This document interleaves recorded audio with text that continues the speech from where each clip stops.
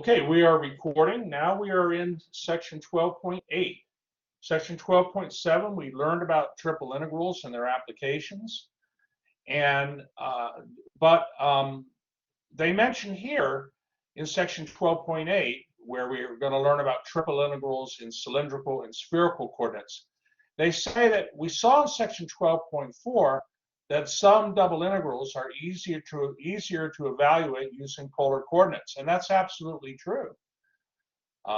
In this section, we see that some triple integrals are easier to evaluate using cylindrical or spherical coordinates. So, okay, let's take a look here. All right, figures 1. Yeah, this is fine.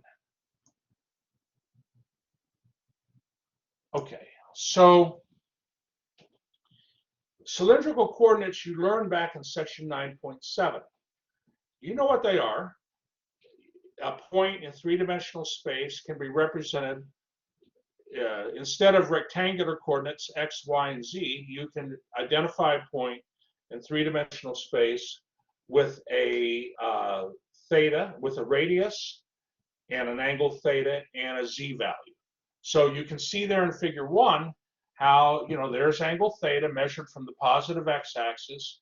Then you move out a radius r, that's like polar coordinates, right? And then you move up or down a value z. So if you have a situation like figure 2, okay, in figure 2, you have a solid that's bounded above and below by two surfaces that are functions of x and y.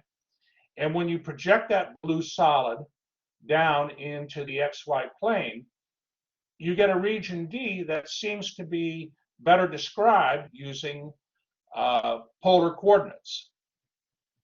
The region D has a starting angle of theta and an ending a starting angle of theta equals alpha and an ending angle of theta equals beta. And then the region D goes from, well, there are two polar curves, r equals h1 of theta and r equals h2 of theta, that also bound the region D. So in this situation, we would want to use cylindrical coordinates. Now, cylindrical coordinates, I want to say this. Right now, we know that this triple integral, we would want to use the z variable first, because the solid is bounded above and below by surfaces, of the surface above, surface below. But then what would dA be? What would dA be? Well,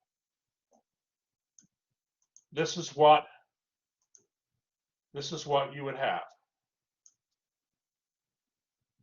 So you see the function of x, y, and z. Well, x is r cosine theta, y is r sine theta, and z is just z. And then, so think of it like, like the dz, you have r dz dr d theta. Dz is dz, but the dA part is r dr d theta. And that's why you get that dV unit on the right of r dz dr d theta. So what I'd like to do an example with you. Give me just one moment.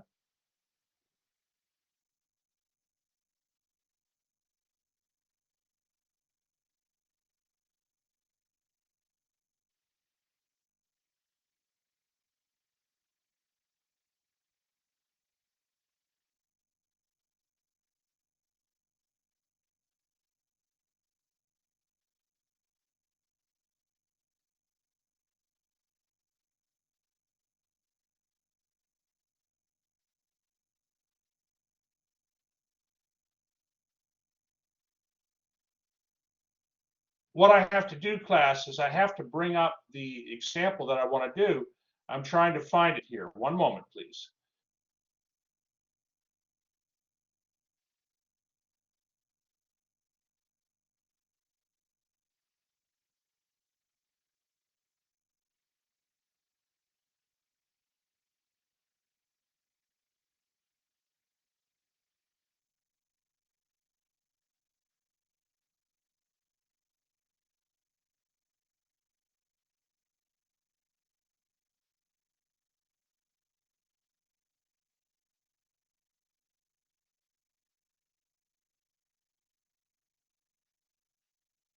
Okay, I found it. Now I need to upload it. So let me do that.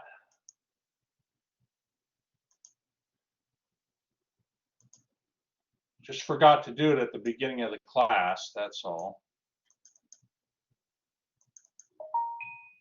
One moment here, we're getting it. I'm not looking at my phone, don't worry. I'm not looking at my phone.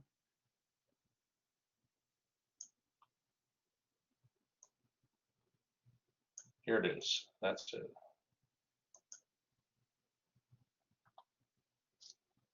Seems that, how many notice the text messages? I don't know. Text messages, a lot of them, people just want money. You know, you ever notice that? I mean, is that, okay. Yeva, what's 0.0? Oh, Yeva says, I don't get those a lot. Eyes wide open, okay. Yeah. Sometimes you'll get a text message that's like, oh, you know, something's wrong with your order, or you know, that kind of thing. You got to be careful. A lot of scams going out there, you know. Okay, let's do an example here. Let me give you a moment to copy this example.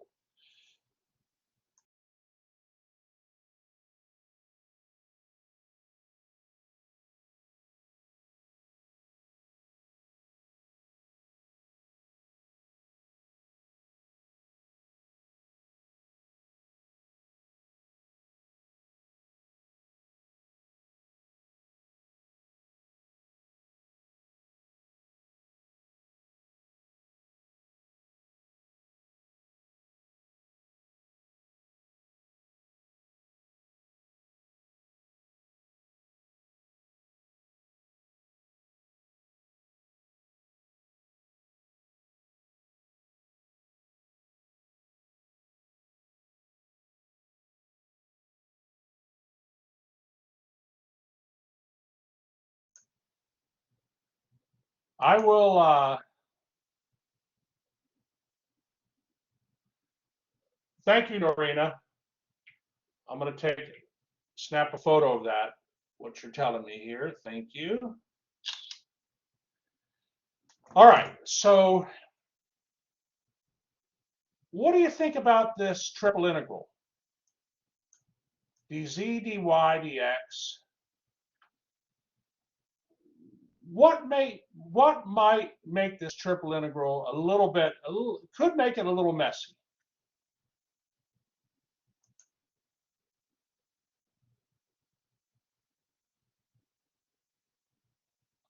If you were to work this out, again, we want to do a triple integral. We want to evaluate it the easiest way possible. What in the limits could possibly make this a little bit difficult for us to get an answer, you know, to get a number, a value? Because this is a definite triple integral. It's definite. Three definite integrals. We're going to get a number.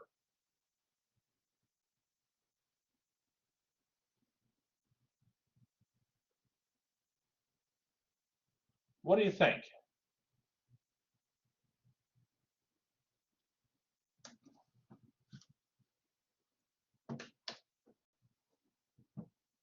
Well, and again, you're new at this, so, but I can tell you it could be, it can be done, but it can be done with rectangular coordinates, but it could get a little bit difficult because of the square roots. But I mean, you know how to handle square roots. When you found arc length, you dealt with square roots very nicely. You know, to get the exact length of the arc, you know. But you know, let me ask you this: do you think, being that z equals square root of x squared plus y squared, that's the so these limits are the bottom surface is z equals square root of x squared plus y squared. Okay. And that means z squared equals x squared plus y squared.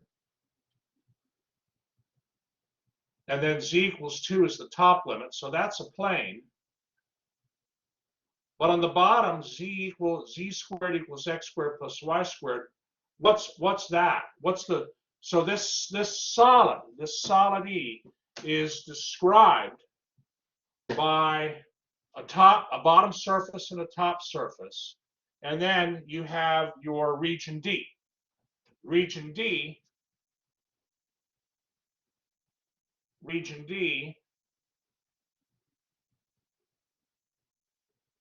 can be found, you can use to find the region D, those limits. But the bottom surface is a cone, the top surface is a plane. So what we're going to do is this. We're going to try to use cylindrical coordinates to compute this integral, which I'll call integral I. So you're going to learn, like the next exam, right? You're going to have a variety of triple integrals to do. And sometimes cylindrical coordinates are easier than rectangular coordinates. So what I've done was, based on the 6 limits here, well, so the bottom surface is the cone, right? That's the bottom surface for the solid E. And then, let me just see here. I can just, and then the top surface is the plane, z equals 2. And where the plane meets the cone, you're going to get a circle. The circle is going to be a circle of radius 2. Going to be a circle of radius 2. Because when 2 equals the square root of x squared plus y squared, when that's the case, if you square both sides, you'll get 4 equals x squared plus y squared. So that's a circle. Radius is 2, and the center is 0. What happened here? Hold on. The center is 0, 0. So there's the center, 0, 0, and we've drawn that. So again, if you take the solid E and project it down into the xy plane, you're going to get this region D.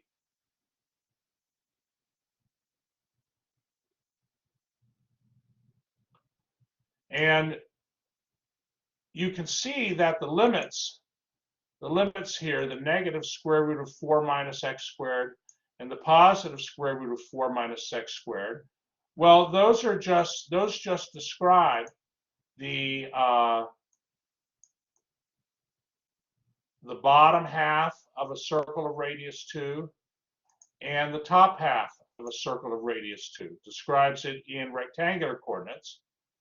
But in terms of polar coordinates, region D is just a circle with r equals 2 and angle, r goes from 0 to 2, right? Because any point in here would have a radius from 0 to 2, any point in the region D, and theta would go from 0 to 2 pi. So this is going to get you then, if you take this integral then,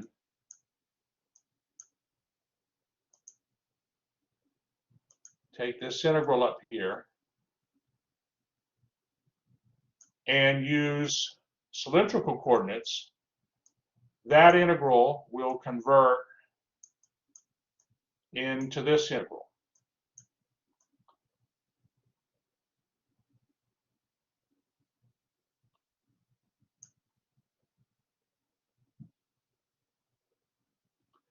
Now I'll mention in that integral in the bottom, how do we get, what's this here? We have an r. So z equals 2 we're good with, but what about z equals r? Well, so the cone,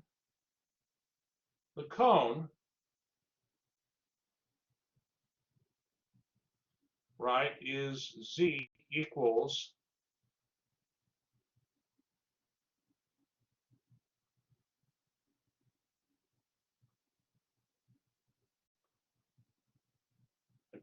z equals square root of x squared, positive square root of x squared plus y squared, because the cone is, it's above the origin. So that means z equals the square root of r squared, and that just gets you r. So the bottom limit is z equals r.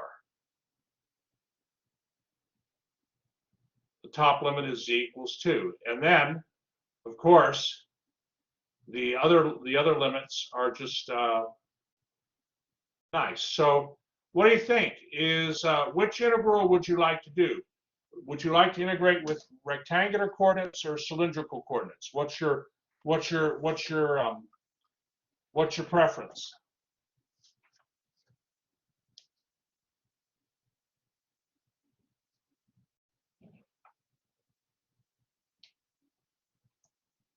Whoops.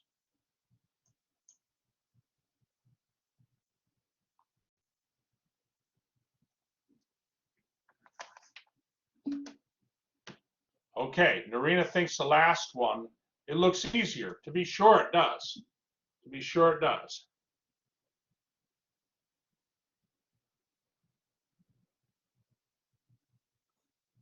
Now r squared times r is r cubed, right? So, okay, well, let's go ahead and work this out then. Let's work this out.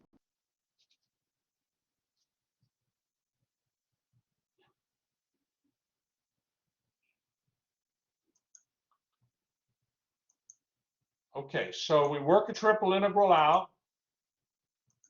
First, we iterate with respect to z. Okay, and the r cubed is constant with respect, WRT, with respect to z. I don't know if you've seen WRT, that means with respect to.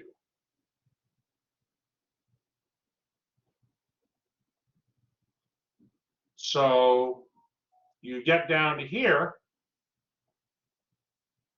and at this stage, it's a section 12.4 problem because you have dr and d theta. I mean, well, it's just a double integral, okay? I want to be a little careful how I phrase that. It's a double integral.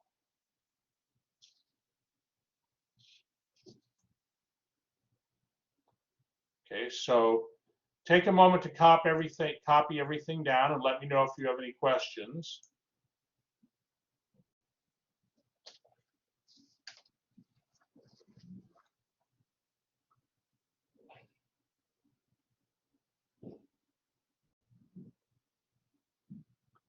In the end, this triple integral is going to equal 16 pi over 5, by the way.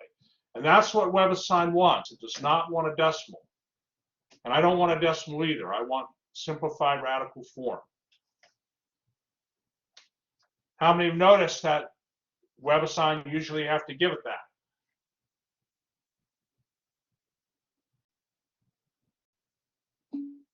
Yes, Yeva knows that, absolutely.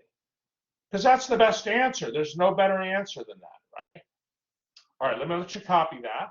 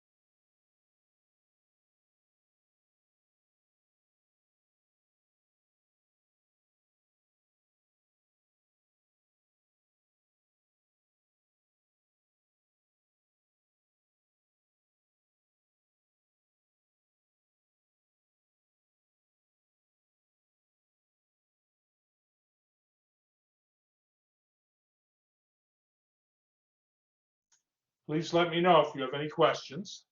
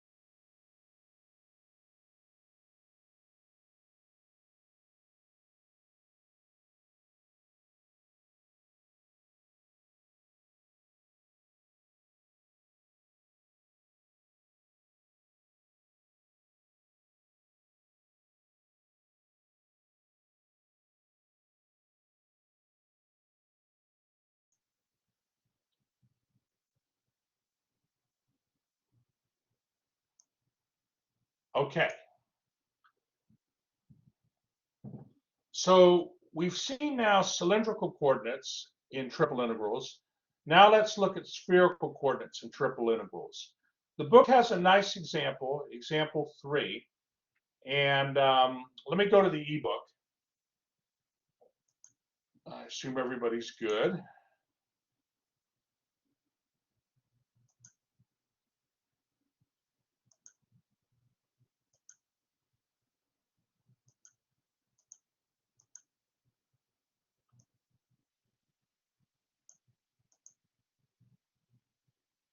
One moment here. Here we go. All right, spherical coordinates. So you remember spherical coordinates. Okay, you have theta is measured from the positive x-axis in figure 6. Phi is measured from the positive z-axis, and then rho protrudes from the origin. So you get, then of course, you have your conversion equations on the top here, which you probably know quite well by now. I don't know why that won't highlight. There we go. You have your conversion equations. So what would a triple integral look like? Okay, what would a unit of volume look like? Well, they go through some steps here in figure 7. They talk about a unit of volume, but I'd like to get just to the conversion right now of the triple integral, and we can come back to this.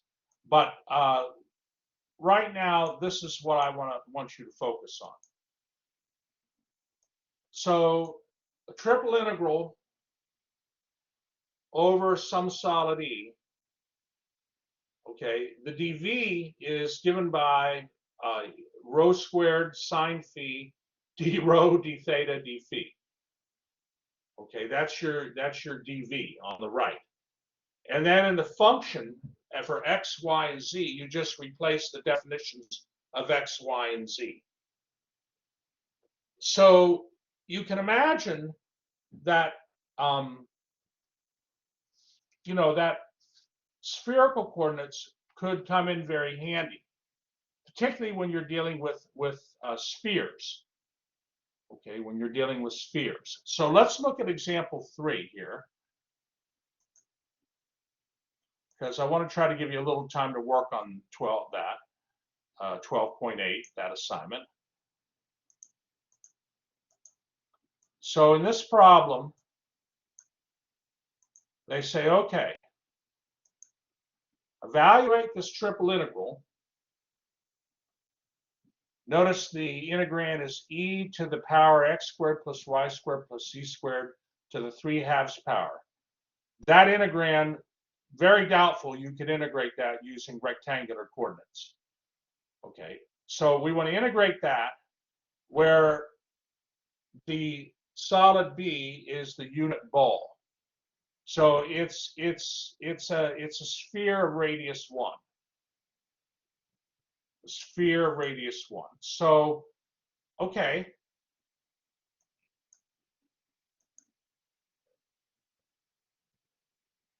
Okay, they mention that, let me just move this up a little bit. Hold on.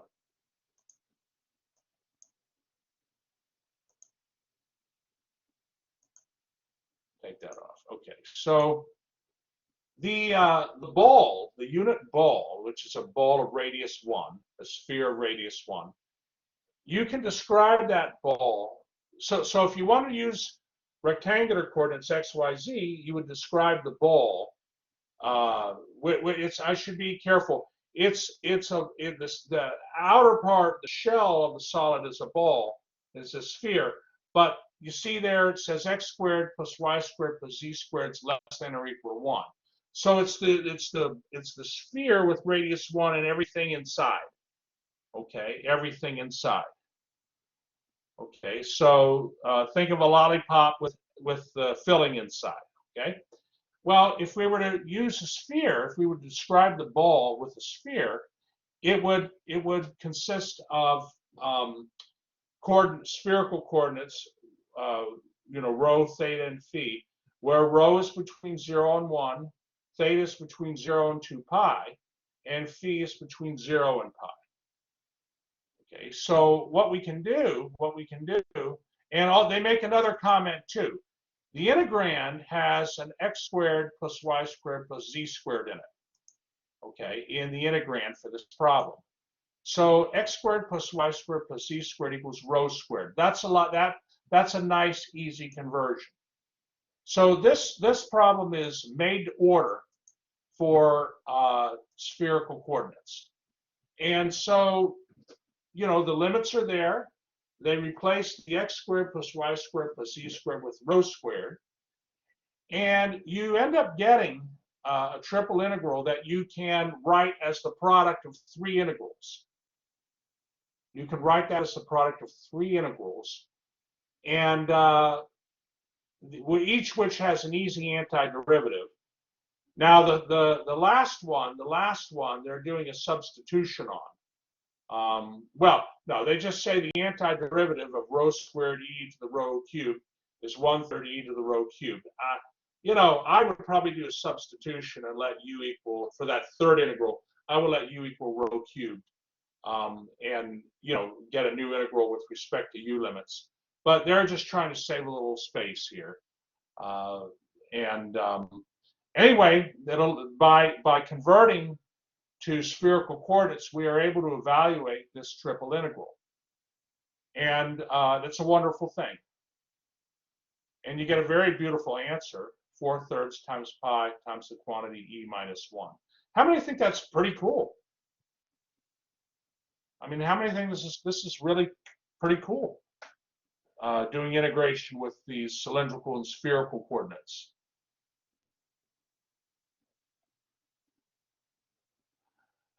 I was hoping I'd get a more of a response. Okay, Norina likes it. Christopher, what do you think?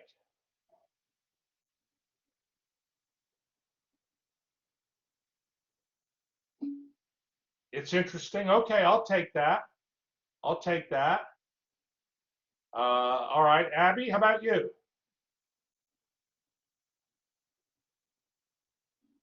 What was that, sir? Do you think this is, thank you, Chris. Do you think this is pretty interesting?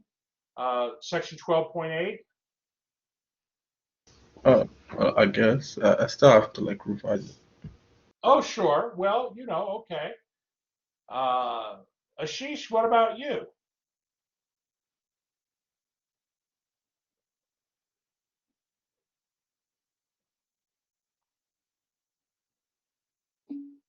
Okay, good.